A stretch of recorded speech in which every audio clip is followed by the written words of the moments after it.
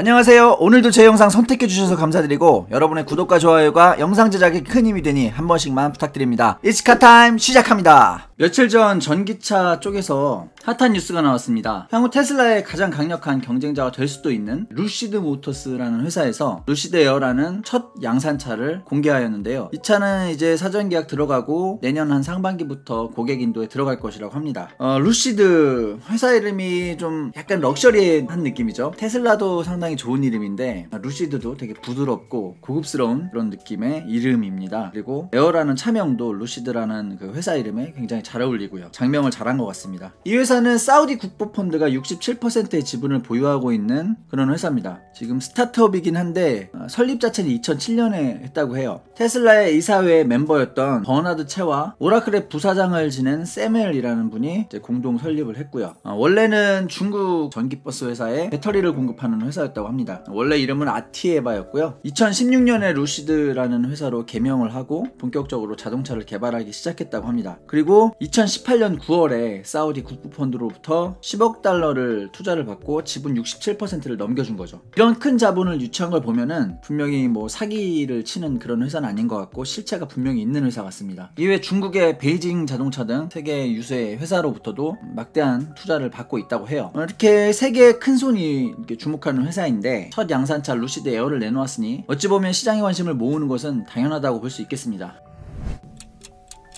보신 분들은 느끼셨을 텐데요. 루시드 에어라는 이름에 딱 걸맞게 아주 부드럽고 근사한 모습을 보여주고 있습니다. 테슬라가 보여주는 그런 전기차스러운 그걸 뿜뿜 뽐내는 그런 차라기보다는 유럽의 프리미엄 브랜드의 세단, 콘셉트카를 약간 미래적인 느낌으로 만들어내잖아요. 그런 콘셉트카 같은 느낌이 듭니다. 이 반월형의 전후방 램프가 되게 고급스러움을 부각시키고 있고요. 제 주관적인 느낌을 좀 말씀드려보자면은 테슬라의 디자인에서는 좀 젊음이 느껴지는 그런 디자인. 약간 꼬마 자동차 붕붕 같은 느낌도 들어요. 루시드 에어 같은 경우에는 약간 클래식한 느낌이 가미돼서 좀 더 노련해 보입니다. 전기차 시장에서 보면 루시드 에어가 분명히 도전자죠. 테슬라가 시장의 리더고 루시드 에어가 도전자 역할을 하고 있는데 디자인만 보자면 좀 반대의 느낌이 나요. 루시드 에어가 좀 더 노련한 느낌, 도전하는 테슬라. 약간 좀 다른 것 같아요. 테슬라는 자동차 시장 전체를 경쟁자로 보고 있으니까 아주 파격적인 디자인을 했고, 그리고 루시드 에어 같은 경우에는 테슬라만 보면 되잖아요. 그러니까 좀 차별화하면서도 클래식한 느낌을 가져갈 수 있는 것 같아요.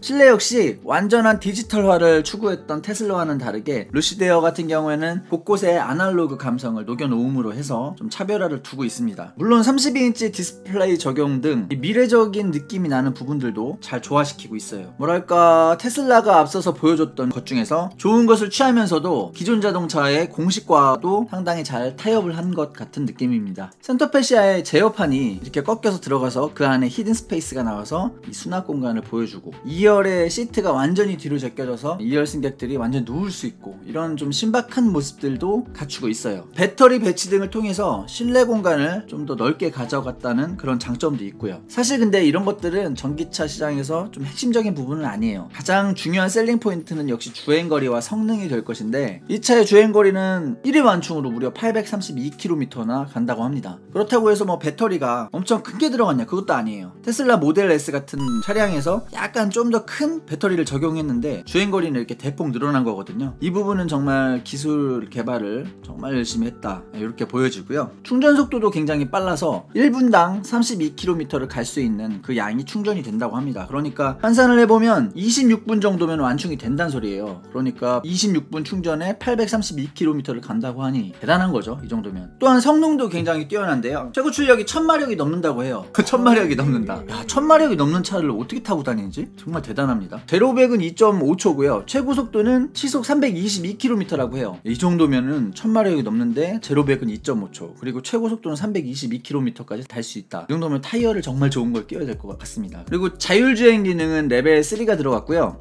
센서가 여러가지 뭐 레이더라든가 뭐 여러가지 종류에서 32개나 들어갔다고 해요. 사실 센서 숫자가 정확도가 더 중요한 거잖아요. 근데 이렇게 다양한 센서를 사용을 하는데 ECU가 과연 이거를 완전히 제어할 수 있나? 이건 좀 좀 실제로 나오면은 지켜봐야 할 부분인 것 같습니다. 뭐 지금까지 말씀드린 것만 종합해봐도 꿈의 전기차 같죠. 하지만 기억해야 할 것은 루시드 모터스가 신생기업이라는 것입니다. 차량의 밸런스를 잡는다는 것은 유구한 역사를 통해 쌓인 데이터가 있을 때 그걸 바탕으로 이제 잡아나가는 거거든요. 서스펜션 세팅이라든가, 그리고 뭐 핸들링, 그리고 제동, 어떤 뭐 담력이 얼마만큼 나와야 되는지 뭐 이런 것들 있잖아요. 그리고 전체적인 차량의 밸런스, 주행할 때 다운포스가 생겨서 좀 가라앉는 느낌, 이런 거 전부 이 세팅하는 노하우가 이제 쌓이는 건데, 루시드 에어는 그런 게 없죠. 신생기업이니까. 과연 루시드 모터스가 이 세월에서 오는 격차를 어떻게 극복했는지, 이게 관건일 텐데, 솔직히 테슬라도 혁신적인 전기차 회사니까 부족한 것들을 많이 봐주죠. 예를 들어서